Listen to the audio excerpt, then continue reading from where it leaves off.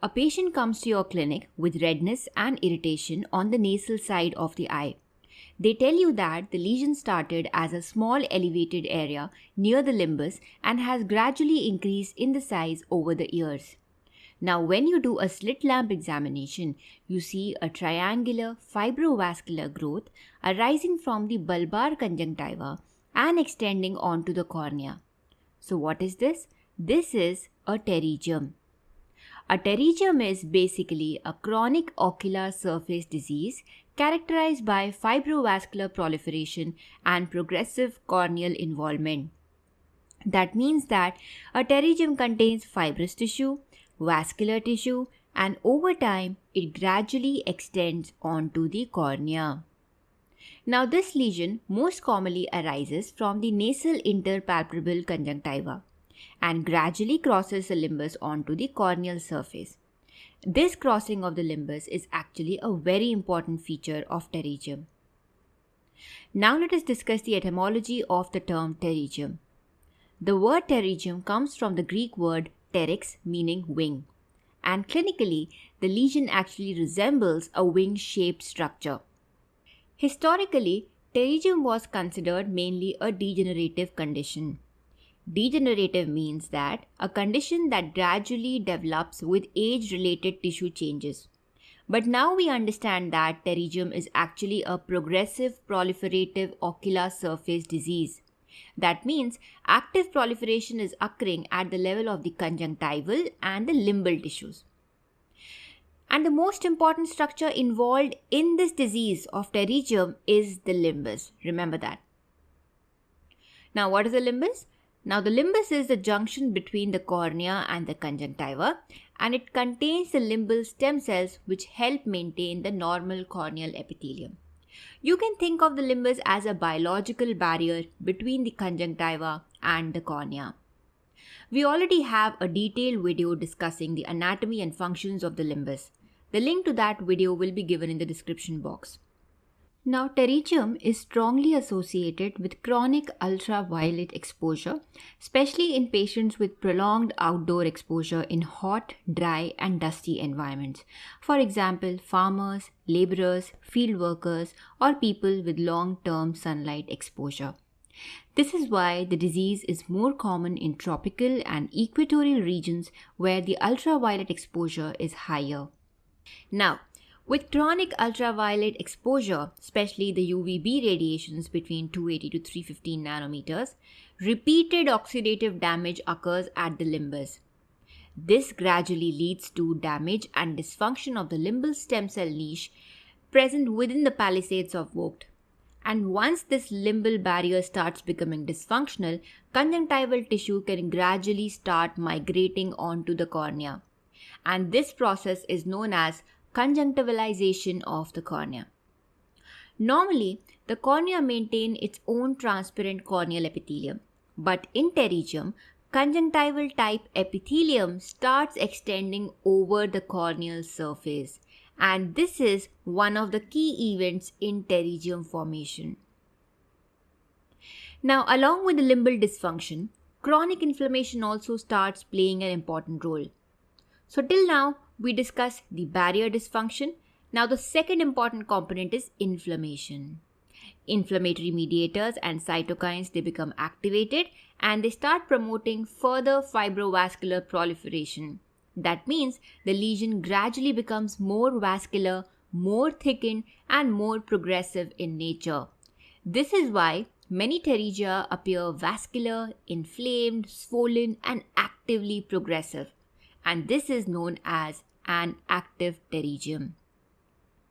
Now, another important component in pterygium pathogenesis is the role of the matrix metalloproteinases or the MMPs. These enzymes help break down extracellular matrix components and also break down the Bowman's layer. Bowman's layer is basically the acellular layer lying just below the corneal epithelium. And you can think of the MMPs as molecular scissors that help the lesion invade onto the cornea. So once the Bowman layers become disrupted, fibrovascular tissue can progressively extend further over the corneal surface.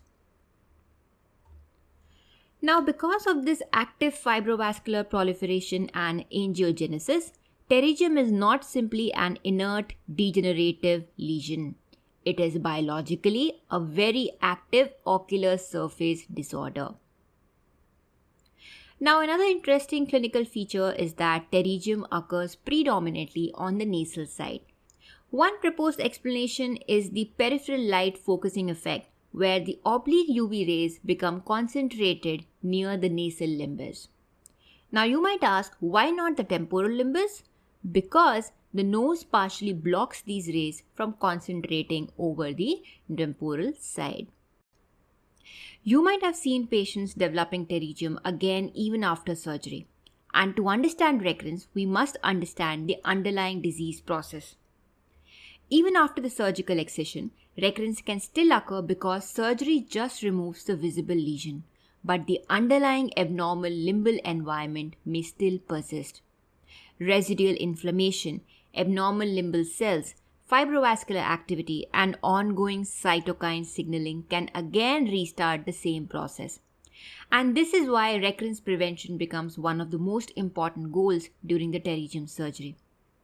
So in summary, pterygium is a progressive ocular surface disorder driven by chronic ultraviolet exposure, limbal stem cell dysfunction, inflammation, fibrovascular proliferation, and corneal invasion. And once we understand this disease mechanism, the clinical features, surgical management of the pterygium becomes much easier to understand. Next, let us try to understand the clinical appearance and the clinical features of pterygium. Typically, a pterygium appears as a triangular fibrovascular growth arising from the bulbar conjunctiva and extending onto the cornea. It most commonly occurs on the nasal side as discussed. Depending upon the stage of the disease, the appearance can vary from a small atrophic lesion to a thick fleshy vascular growth. Now clinically, as discussed, pterygium can again be divided into three parts: the head, the neck, and the body. The head is the advancing part over the cornea. This is the most active part of the lesion. The neck lies near the limbus, and the body is the conjunctival part lying over the sclera. Sometimes you might find two pterygiums, one on the nasal side and one on the temporal side, and such a pterygium is known as a bi-headed pterygium or a double pterygium. Now, patients with pterygium commonly present with chronic redness and irritation. Many patients also complain of foreign body sensation, watering, burning sensation, and dryness. This mainly occurs because the lesion disturbs the normal ocular surface and tear film stability. Some patients, however, may remain asymptomatic in the early stages and present mainly because of cosmetic concerns. But as the lesion progresses further onto the cornea, the visual symptoms can also start developing. Now, one of the most important visual effects of pterygium is induced corneal astigmatism. As the fibrovascular tissue pulls on the cornea, it basically pulls on the horizontal meridian and flattens the horizontal meridian and gradually alters the corneal curvature. Now at this point, I want you to tell me in the comment section what type of astigmatism is commonly induced by pterygium. And as we go along the video, we'll be answering that. Alright, gradually as the pterygium progresses, it produces irregular astigmatism as well and progressive blurring of the vision. And in advanced cases, the lesion may even start approaching the visual axis and sometimes even cross the pupil or the visual axis. Depending upon the extent of the corneal involvement, pterygium can actually be clinically graded. We have grade 1, grade 2, grade 3 and grade 4 based on the degree of corneal involvement. Grade 1 is pterygium involving less than 2 mm of the corneal encroachment. Grade 2 involves around 2 to 4 mm of corneal involvement, and grade 3 extends more than 4 mm and may start approaching the pupillary area. And grade 4 is when the pterygium crosses the visual axis. Clinically, this grading becomes important because increasing corneal involvement is associated with greater visual symptoms, induced astigmatism, and surgically it is significant. Now, another important clinical feature is the vascularity. Some pterygia appear thin, pale, and relatively less vascular, and they are known as atrophic or the inactive pterygia. On the other hand, some lesions appear thick, fleshy, congested, and highly vascular, and these are known as the active or progressive pterygia. So here you can actually appreciate the difference between an active and an inactive pterygium. In active progressive pterygium, the advancing edge appears more fleshy and infiltrative, with vascularity extending close to the advancing head. Also, in some literature, it is mentioned that the infiltrating part of the head of the pterygium is ahead of the vascularity. Whereas in the inactive lesions, they appear thinner, they appear less vascular, and they're relatively more stable. Moreover, the vascularity is ahead of the infiltrate in the inactive lesions. Active pterygia usually have a greater tendency for progression and recurrence. Now, another important classification asked in examinations is the TANS classification. TANS classification is based on the translucency of the lesion and the visibility of the episcleral vessels beneath the body of the pterygium. In T1 or atrophic pterygium, the episcleral vessels are clearly visible beneath the lesion, and in T2 pterygium, the episcleral vessels are partially obscured. Then we have T3 or fleshy pterygium, where the episcleral vessels are completely obscured because of increased fibrovascular proliferation. So T1, T2, T3 are the part of TANS classification. Clinically, the fleshy pterygia are usually more active and they have a greater tendency for progression and recurrence. Now, another important slit lamp finding is the Stocker's line.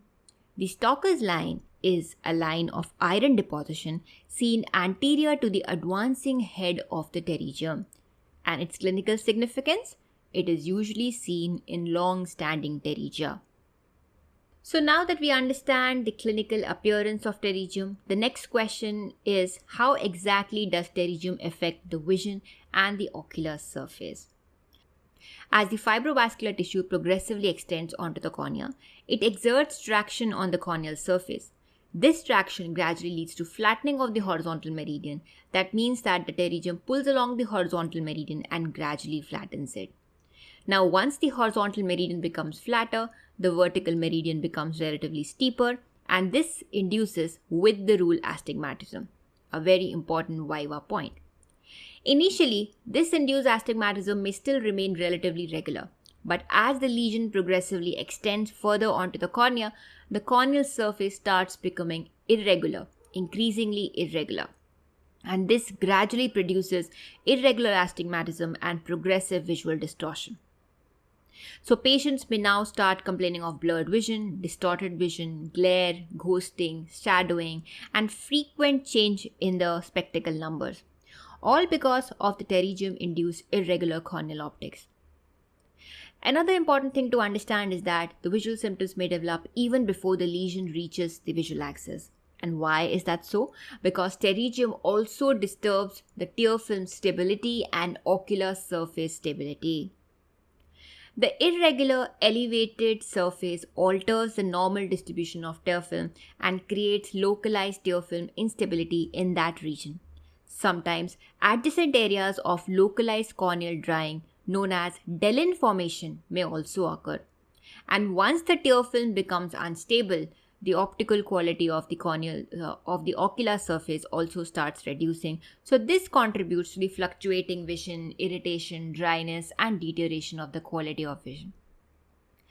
Also, in progressive lesion, higher order aberrations may also increase because the corneal surface becomes increasingly irregular.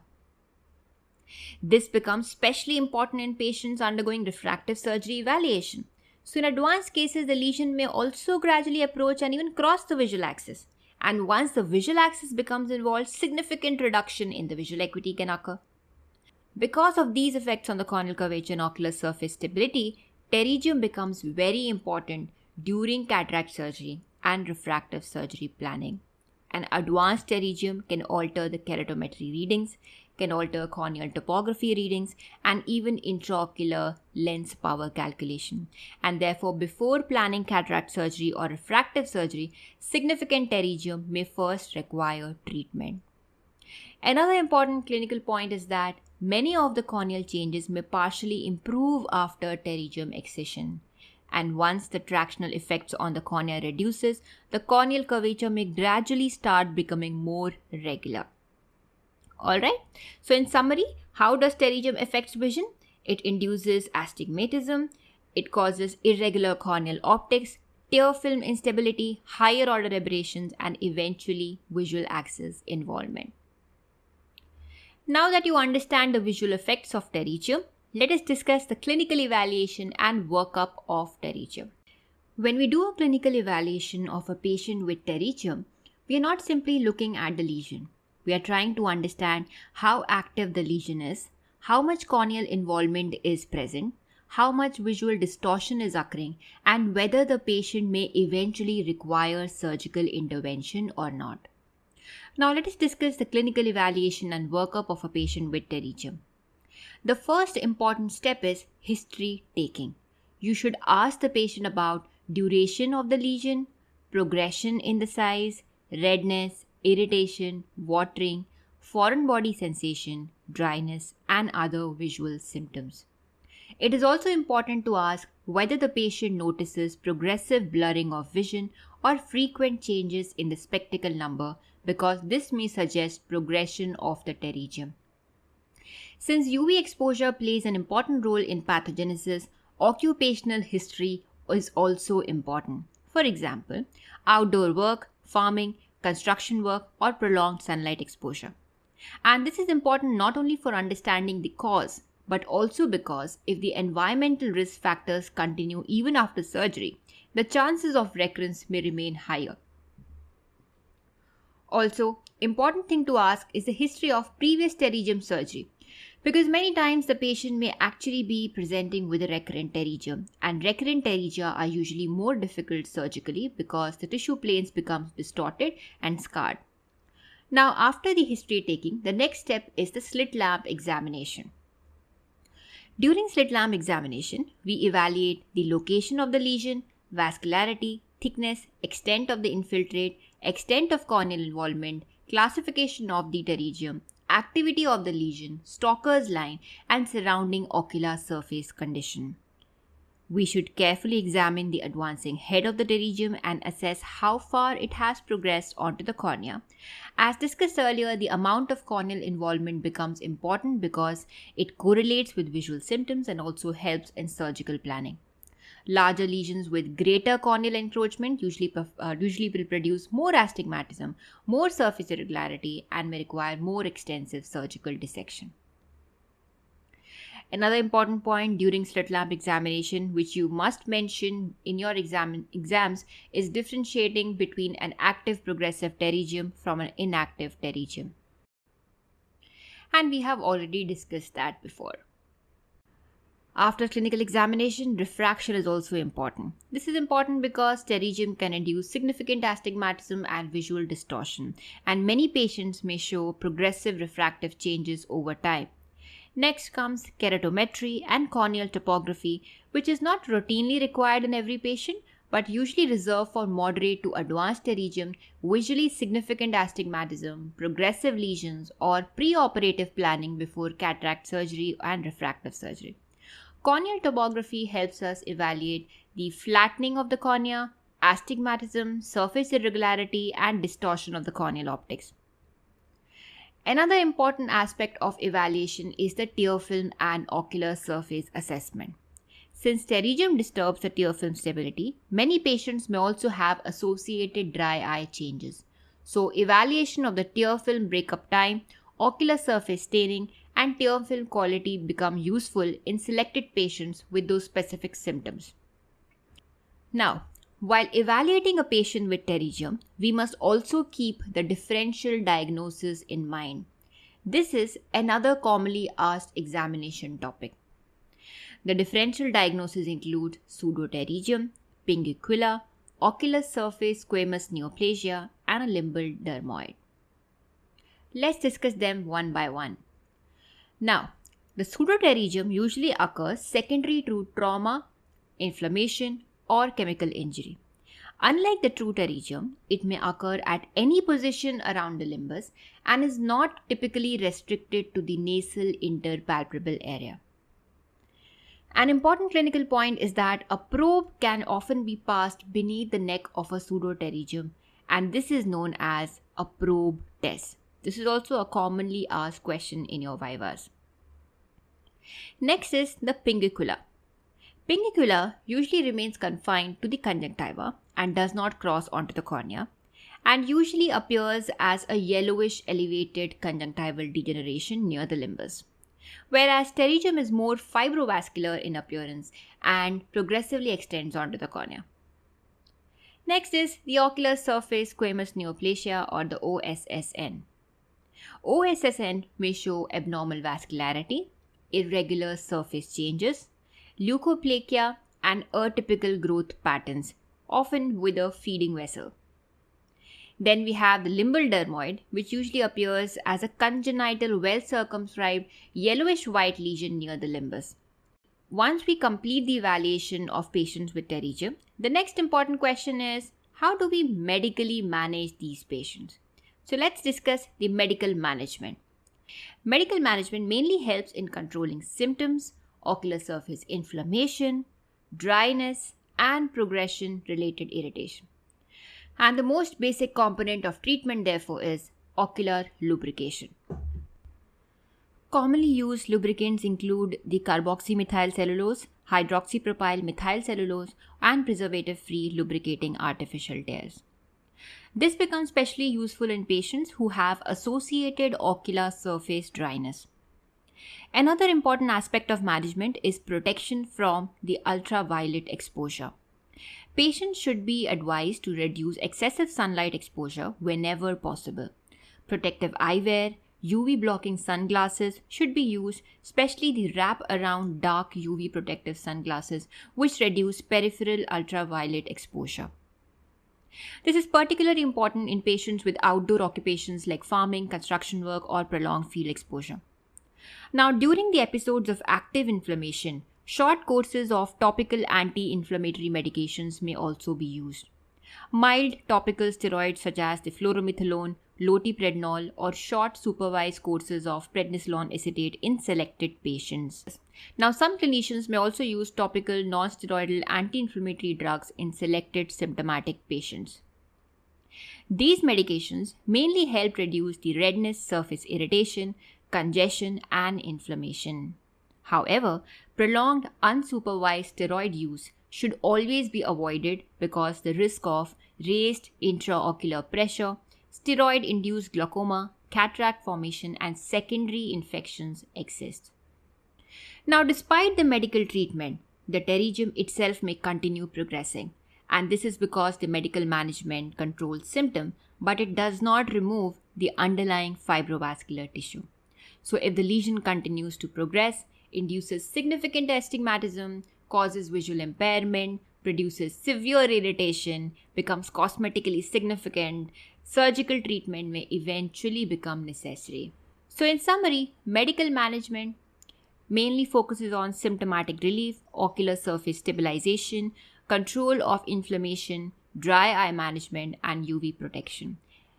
But the definitive treatment for progressive or visually significant pterygium remains surgical. In the next video, we are going to discuss the surgical management of pterygium in detail, including the indications, different surgical techniques, conjunctival autografting, limbal grafts, amniotic membrane transplantation, recurrence prevention, and postoperative management.